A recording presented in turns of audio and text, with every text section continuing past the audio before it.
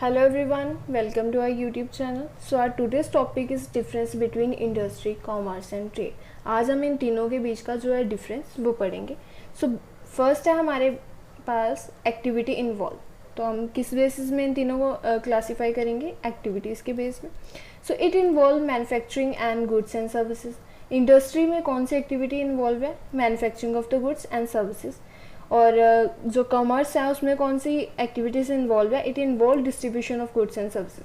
यहाँ पे goods manufacture हो रहे हैं, यहाँ पे क्या हो रहे हैं? डिस्ट्रीब्यूट किए जा रहे हैं. ठीक है. और ट्रेड में क्या है? It refers to the sale और ट्रांसफ़र ऑफ गुड्स और सर्विसेज. ट्रेड में हम क्या बोलेंगे? उन गुड्स को बेचना, मतलब उनकी सेल होना, जहाँ उन गुड्स और सर्विसेज को क्या करना? ट्रांसफ़र करना. नेक्स्ट है कैपिटल रिक्वायर्ड. सो इंडस्ट्री में क्या है? ह्यूज फिक्स्ड कैपिटल और वर्किंग कैपिटल चाहिए. इसमें वर्किंग कैपिटल और फिक्स्ड कैपिटल काफ़ी ज़्यादा अमाउंट में चाहिए. नेक्स्ट जो कॉमर्स है, commerce it involve less fixed and more working capital. So commerce में क्या है? फिक्स्ड कैपिटल कम चाहिए, जबकि वर्किंग कैपिटल हमें ज़्यादा चाहिए. ठीक है. ट्रेड में क्या है? It require less working capital depending on the nature of the business. तो ट्रेड में हम क्या बोलेंगे? हमें वर्किंग कैपिटल कम चाहिए, बट डिपेंड करता है वो भी हमारे बिजनेस पर कि हमारा बिजनेस कैसा है. नेक्स्ट है risk. It involve high risk due to huge capital investment. So industry में हम क्या बोलेंगे कि इसमें कैपिटल इन्वेस्टमेंट ज़्यादा हुई है, तो जिसकी वजह से हमारा क्या है? जो रिस्क है वो भी काफ़ी ज़्यादा है. ठीक है. कॉमर्स में क्या है? रिस्क इन्वॉल्व इज कंपैरेटिवली लो. तो कॉमर्स में हम क्या बोलेंगे कि इससे थोड़ा रिस्क क्या है? कम है, इसकी कंपैरेटिवली कम है.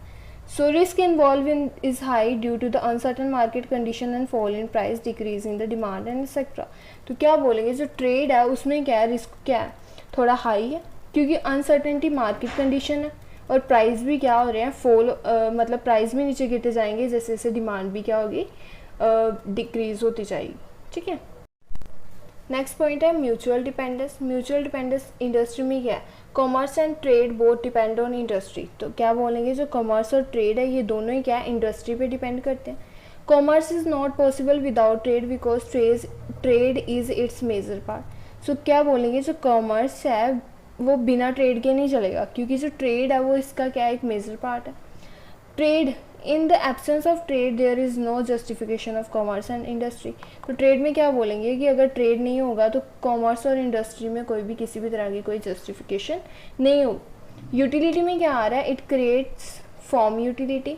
Therefore the change the shape of the material. ये क्या है? फॉर्म यूटिलिटी क्रिएट कर रहा है.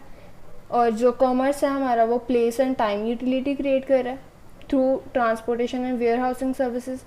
और जो ट्रेड है वो क्या कर रहा है? It create the possession utility through exchange of goods and services. तो ये क्या कर रहा है कि पोसेशन यूटिलिटी क्रिएट कर रहा है. कैसे? गुड्स एंड सर्विसेज के एक्सचेंज से. नेक्स्ट इसमें स्कोप जो है वो क्या है? It consist of activities involving extraction, production, construction and conversion of material of semi finished goods into finished good. तो क्या बोलेंगे? इसमें क्या आएगा कि एक्सट्रैक्शन, प्रोडक्शन और कंस्ट्रक्शन ये सारे क्या है? इसमें आ रहे हैं. ठीक है.